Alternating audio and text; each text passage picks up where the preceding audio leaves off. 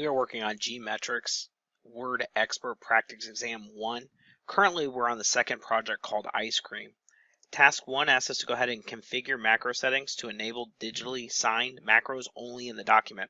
The key word here is configure. So we want to go to File, Options, and I'll minimize this for you. We're going to go to the Trust Center Settings. Minimize that a little bit.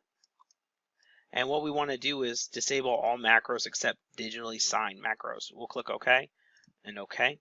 We'll click Mark Completed. Task 2 asks us to go ahead and replace all occurrence of heading 3 style with the heading 2. So we'll click underneath, we're on the Home tab, Styles group. We'll click this to see more. And what we want to do is right click heading 3 and click Select All. And I'll go ahead and select all of them for us. So and all we need to do after we do that is click heading 2. We'll click Mark Completed. Task 3 asks us to go ahead and disable the automatic hyphenation.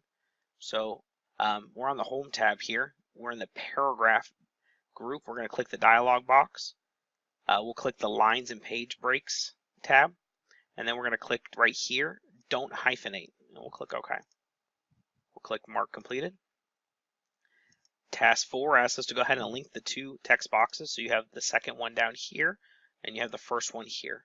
With that selected, we get special tabs at the top just for this text box. We'll go ahead and click the Format. We'll click Create Link. And then right here, we'll click there, and it'll populate for us.